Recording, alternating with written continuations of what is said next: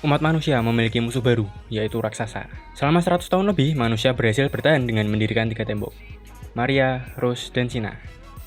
Mereka juga membuat senjata untuk membunuh raksasa berupa 3-dimensional maneuver gear, atau singkatnya 3D maneuver gear. 3D maneuver gear bisa membuat penggunanya berayun di langit.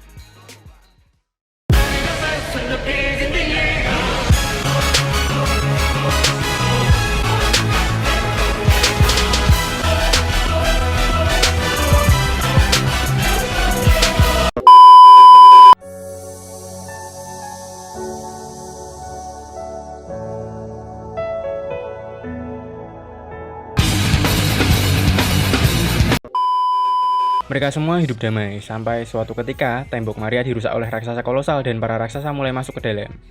Eren, Mikasa, dan Armin yang rumahnya berada di distrik Shiganshina menyaksikan sendiri bagaimana temboknya dirusak. Eren berusaha menyelamatkan ibunya dari serangan raksasa, namun ibunya terjepit di reruntuhan. Eren dan Mikasa yang masih bocah nggak bisa apa-apa, dan mereka berdua dibawa lari oleh pasukan militer bernama Hennes.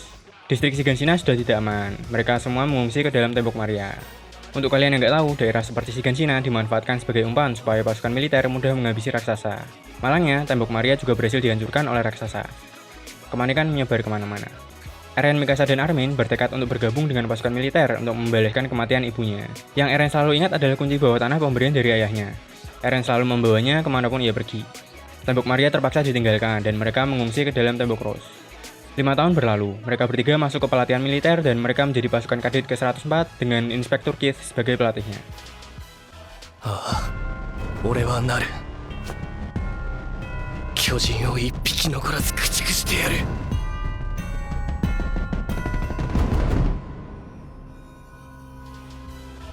Mereka semua berlatih sampai bisa menggunakan 3D maneuver gear dan uji coba melawan raksasa. Mereka dilatih untuk mengincar leher belakang raksasa, karena itu adalah kelemahan para raksasa. Dengan memotongnya, raksasa tidak akan bisa beregenerasi lagi. Di sana mereka juga dilatih untuk bela diri.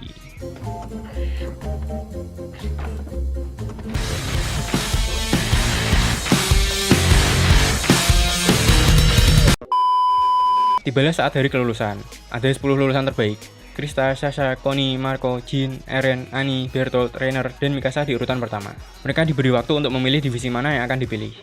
3 pilihan divisi itu ada pasukan garnison yang bertugas mengamankan kota di dalam tembok, pasukan pengintai yang bertugas menghabisi para raksasa di luar tembok, dan polisi militer yang bertugas melindungi raja di dalam tembok Shina.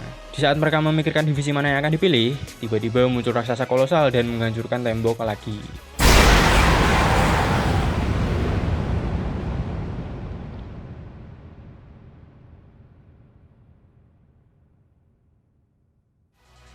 Eren yang emosi mengincar leher raksasa kolosal itu.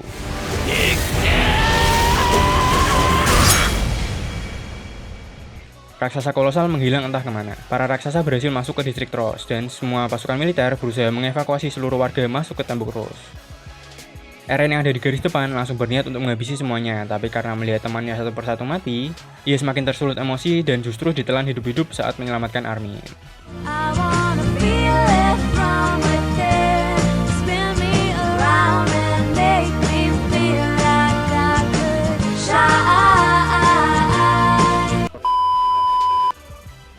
Ada jenis raksasa yang bisa lari dan lompat, mereka disebut abnormal. Mikasa yang punya perasaan aneh dengan Eren menuju ke garis depan untuk membantunya. Mikasa bertemu dengan Armin dan Armin menjelaskan semuanya. Mikasa melampiaskan kepedihannya dengan membunuh para raksasa, namun dia tidak memikirkan gas dalam 3D manuvernya. Mikasa terjatuh dan ia hanya punya sisa pedang yang sudah patah.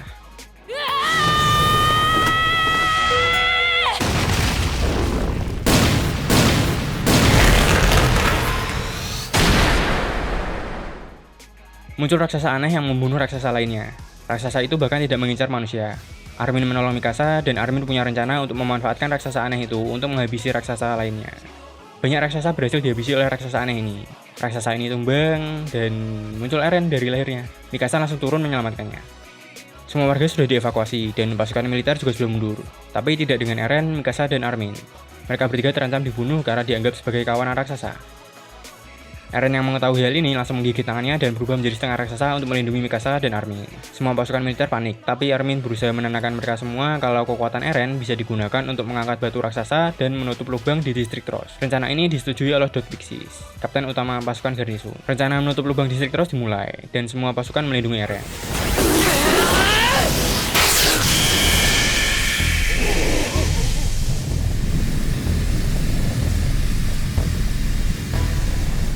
Eren berhasil mengangkat batunya dan menutup lubang di distrik Ross. Distrik Ross berhasil direbut, hanya kurang menghabisi raksasa yang masih terjebak di dalamnya. Di saat yang sama, pasukan pengintai datang, seusai ekspedisinya dan membantu menghabisi para raksasa. Mereka bahkan berhasil menangkap 2 raksasa untuk diteliti. Banyak korban yang mati, termasuk Marco. Tapi ini merupakan kemenangan pertama umat manusia dengan raksasa.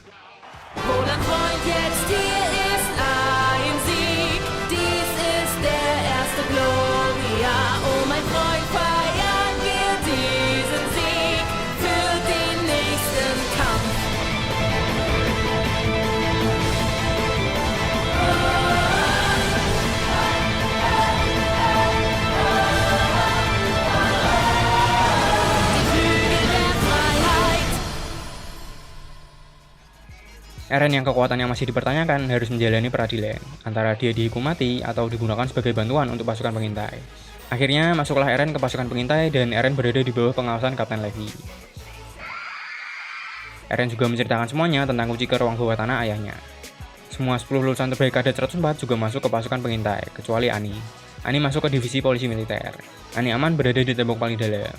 Ekspedisi pasukan pengintai dimulai. Semua pasukan melaksanakan perintah Komandan Erwin dan tidak ada yang tahu posisi Eren ada di mana. Mereka menuju ke area pepohonan dan tiba-tiba muncul raksasa perempuan.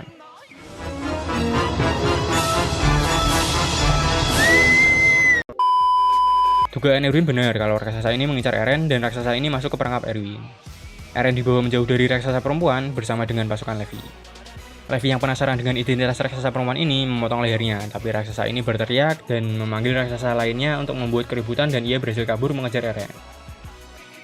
Semua anggota pasukan Levi dibantai oleh sosok misterius ini, menyisakan Eren seorang diri dan berubahlah Eren ke bentuk raksasanya.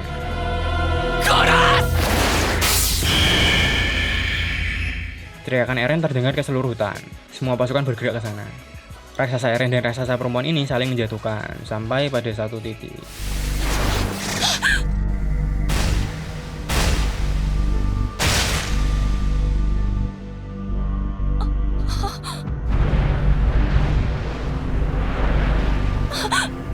Mikasa mengejar raksasa itu dan Kapten Levi datang membantu. Levi dengan ciri khas pedangnya yang dibalik menyerang raksasa itu. Eren berhasil diselamatkan dan mereka meninggalkan raksasa itu. Para pasukan pengintai lagi-lagi pulang dengan ejekan dari warga setempat. Karena korban yang begitu banyak, Komandan Erwin dipanggil untuk sidang ke ibu kota dan harus menyerahkan Eren. Anggota pasukan pengintai sudah membuat rencana untuk membongkar identitas dari raksasa perempuan. Untuk itu, mereka menggunakan Jin yang berpura-pura menjadi Eren sebagai umpan, sedangkan Eren, Mikasa, dan Armin meminta bantuan Annie yang merupakan teman mereka untuk mengawal Eren kabur.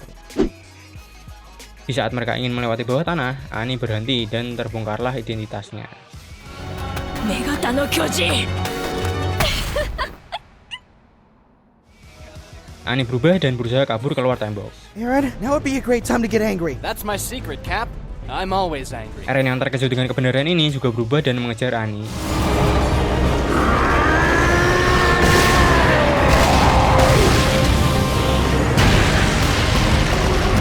Annie berusaha memanjat tembok tapi digagalkan oleh Mikasa. Annie yang sudah kalah menggunakan teknik pengerasan untuk melindungi dirinya. Annie pun terjebak dalam kristal keras yang tidak bisa dihancurkan dan disembunyikan di bawah tanah. Tembok yang retak memperlihatkan raksasa di dalamnya dan terungkaplah kebenarannya bahwa semua tembok yang melindungi umat manusia adalah raksasa.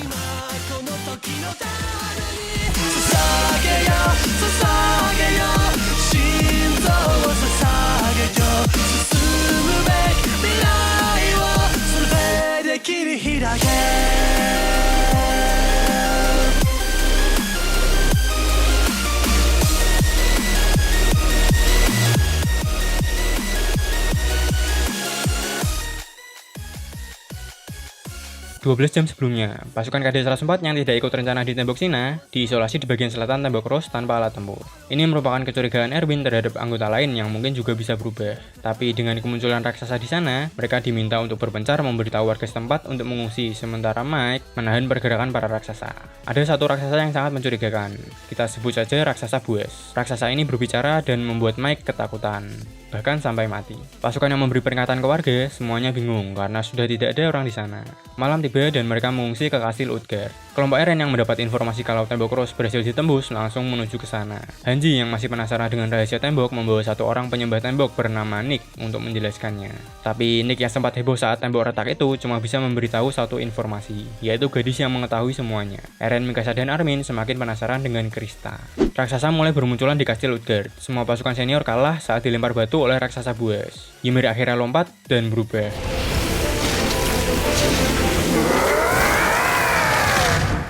Ymir merobohkan menara dan membawa yang lain di kepalanya. Ymir kewalahan dan datanglah kelompok Eren.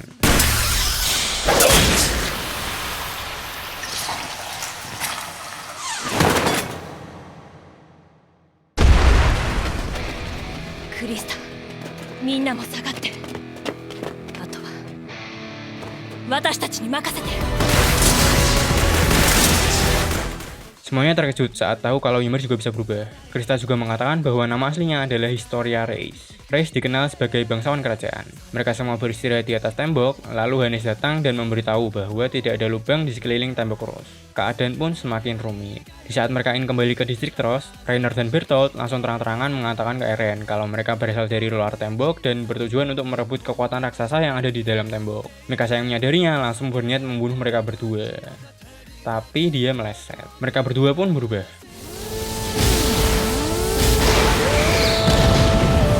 Reiner ternyata raksasa berarmor dan Bertolt raksasa kolosal.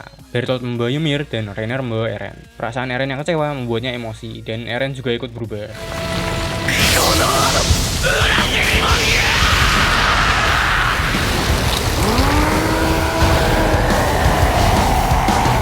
Mereka beradu tinju, dan Eren yang dibantu Mikasa berhasil mengunci Reiner, sampai Reiner tak bisa bergerak. Reiner yang kewalahan berteriak memanggil Bertolt. Bertolt dengan tubuhnya yang besar menjatuhkan dirinya dan berhasil menangkap Eren. Reiner dan Bertolt berhasil kabur membawa Ymir dan Eren. Mereka berhenti di pohon menunggu hingga malam, dan menjelaskan bahwa mereka kesini berempat untuk mengambil kekuatan raksasa perintis. Teman mereka tidak selamat dimakan oleh raksasa, dan raksasa itu adalah Ymir.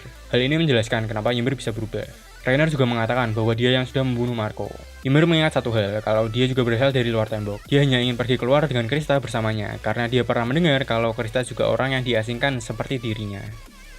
Pasukan militer yang kelelahan menunggu bala bantuan dan mereka berniat mengejar Eren sebelum malam tiba. Pasukan yang dikomando Erwin menyebar ke area hutan. Ada yang masuk ke hutan, ada yang memutar. Di dalam hutan tiba-tiba ada suara perubahan raksasa dan itu adalah Ymir. Pasukan 104 bertemu dengannya dan menganggap Ymir berhasil kabur dari Reiner. Tapi ternyata Ymir justru membawa Krista. Ymir sampai di pundak Reiner dan semua pasukan mengejarnya. Dari arah berlawanan datang pasukan Erwin yang membawa kumpulan raksasa. Reiner terhambat dan berusaha lari. Ymir membantunya. Erwin dengan semangat juangnya maju menyerang. Mikasa yang berhasil sampai di tubuh Reiner berhasil merebut Eren berkat bantuan Erwin. Semua pasukan mundur, tapi Reiner melemparkan raksasa ke arah mereka. Mikasa dan Eren terjatuh, dan mereka bertemu raksasa yang sudah membunuh ibunya. Hannes datang melindungi, tapi karena nggak ada yang bisa membunuh raksasa selain pasukan pengintai, dia mati. Teriakan terdengar di mana-mana dan membuat Eren semakin marah. Eren memukulkan tangannya ke raksasa dan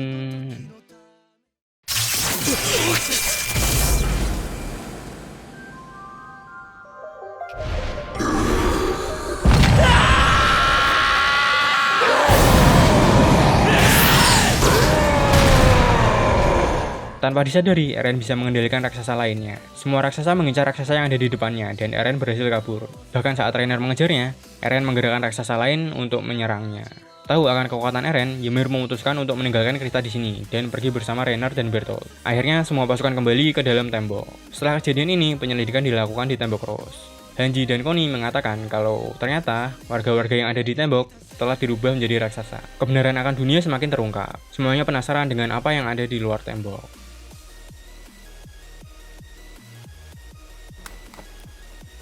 Mada kana?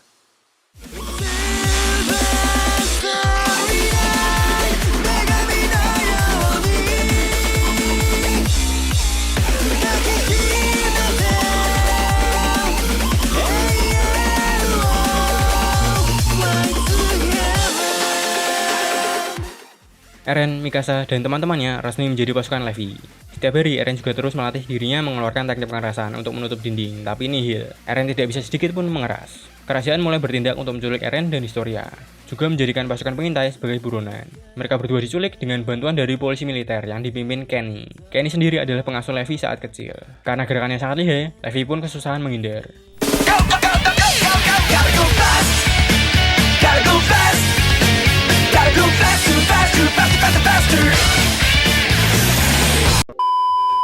Pasukan pengintai kehilangan Eren dan Historia. Mereka mencari tahu siapa yang menculik Eren dan Historia dan menemukan pelakunya, Road Race. Setelah mencari informasi, ternyata selama ini warga tembok dipimpin oleh raja palsu dan raja sebenarnya adalah Road Race. Tahu akan hal ini, Erwin memiliki rencana untuk menjatuhkan kerajaan. Erwin menyerahkan diri dan membuat skenario. Dia memberikan informasi palsu bahwa Tembok Ros telah dijebol dan raja justru tidak ada niatan menyelamatkan warga Tembok Ros. Para polisi militer akhirnya sadar, mereka juga mendukung rencana Erwin. Berita ini menyebar di koran dan warga mulai menyadarinya. Pasukan pengintai sudah bebas, dan mereka mendapat informasi bahwa Road Race memiliki 5 orang anak yang semuanya sudah mati. Anak sulungnya, Frida Race, sering mengunjungi taman di mana di situ ada Historia. Historia adalah anak gelap dari Road Race dengan pembantunya. Ibu dari Historia juga sudah dibunuh Kenny. Maka dari itu, Historia menjadi keturunan yang sah untuk menjadi ratu. Historia dan Eren dibawa ke bawah gereja Race dan dilindungi pasukan Kenny. Eren juga diceritakan bahwa yang membunuh keluarga Road Race adalah ayahnya. Dan ayahnya mengambil kekuatan raksasa perintis yang saat itu dimiliki Frida. Road Race menjelaskan kalau kekuatan raksasa perintis selalu digunakan untuk menghapus ingatan semua orang dalam tembok, dan tidak akan bisa digunakan kalau penggunanya bukan keturunan asli raja. Eren juga terlintas ingatan kalau ayahnya menyuntikkan cairan raksasa ke dirinya dan membuatnya memakan ayahnya sendiri. Pasukan pengintai yang ingin menyelamatkan Eren mengelabui polisi militer dan berhasil sampai ke bawah gereja Race. Di sana, Historia menolak untuk diubah menjadi raksasa dan memakan Eren. Ia memecahkan cairan raksasa dan melepaskan Eren. Road Race yang marah meminum cairan raksasa itu dan ia berubah, meruntuhkan tanah sekitar. Pasukan pengintai bergegas menyelamatkan Eren, tapi tanah sudah hampir roboh. Dengan cepat, Eren memakan cairan pengerasan yang diambil dari Road Race dan ia berubah mengeraskan dirinya.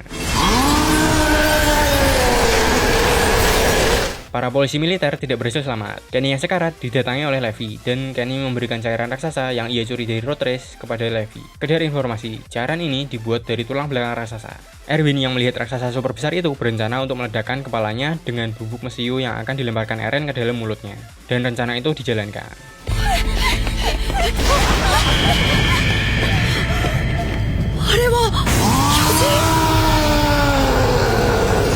Eren lari di atas tembok dan melemparkan belasan bubuk mesiu ke dalam mulutnya. Karena hawa panas raksasa, mesiu itu meledak dan potongan-potongan tubuhnya berhamburan. Potongan-potongan ini ditebas oleh para pasukan pengintai dan Historia akhirnya dinobatkan sebagai ratu.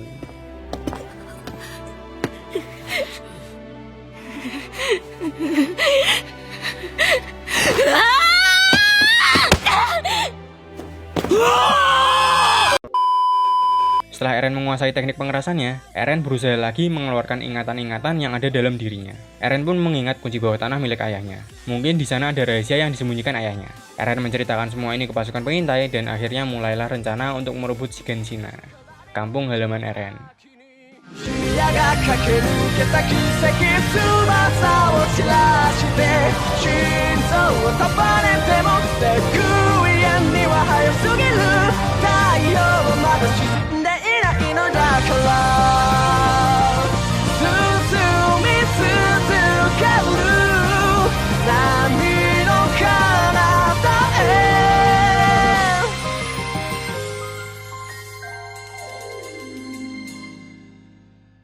Pasukan pengintai sampai di Shiganshina dan Eren langsung menutup lubang bagian depan. Armin menyadari kalau ada seseorang di sini dan Reiner muncul dari balik tembok. Levi mengayunkan pedangnya, tapi Reiner memindahkan kesadarannya, jadi dia tidak mati. Reiner berubah dan beregenerasi. Di sisi lain muncul raksasa yang mengelilinginya. Raksasa buas melempar batu untuk menutup akses kuda yang masuk. Pertarungan antara hidup dan mati dimulai. Erwin membagi pasukan pengintai menjadi 2. Pasukan Hanji dan pasukan Levi mengurus Reiner. Sedangkan Levi sendiri membantu Erwin dan yang lainnya menghadapi raksasa di situ. Serangan pengerasan Eren berhasil menjatuhkan Reiner, dan Reiner berteriak. Teriakan ini merupakan kode untuk Bertolt. Bertolt dilempar dan berubahlah dia.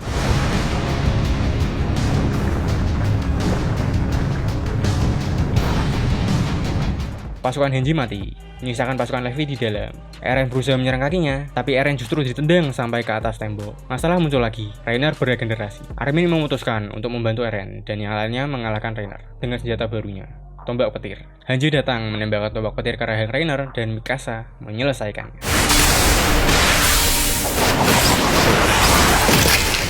Masaka? ライナー出て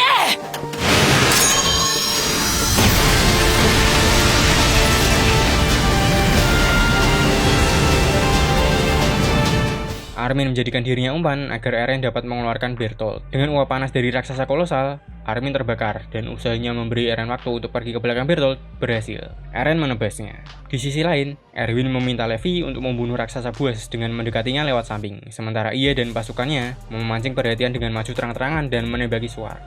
Lemparan batu raksasa itu membunuh banyak orang, tapi membuat Levi berhasil mendekati raksasa ini dan mencincangnya. Tapi sayangnya orang ini dibawa lari oleh raksasa.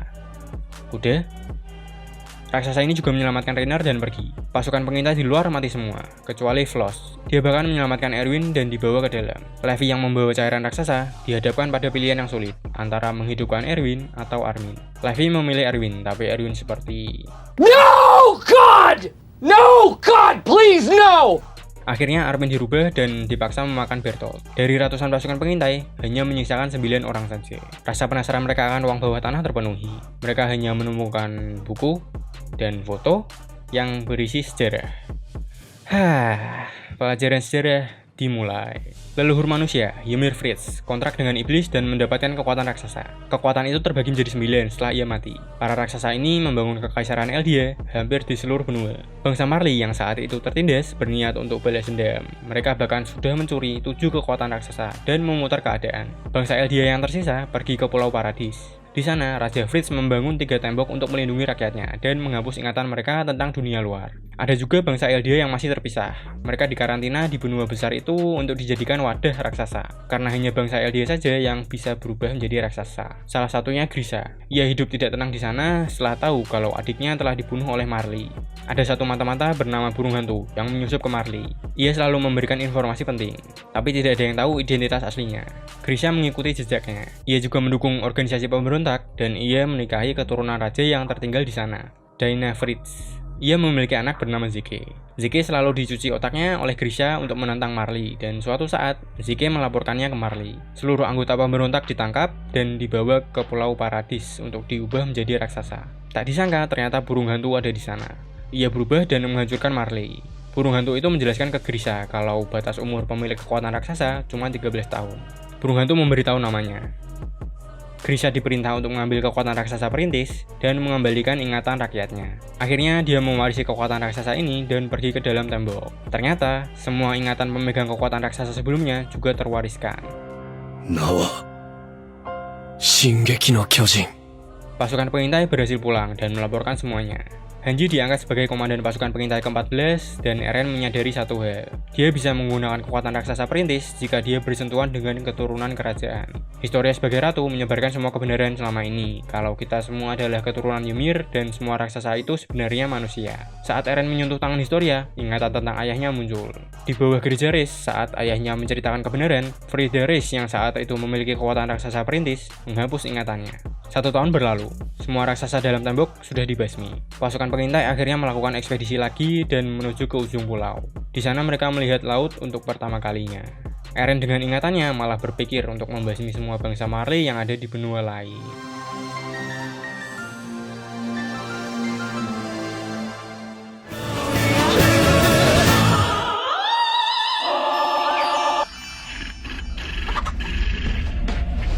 Fuck!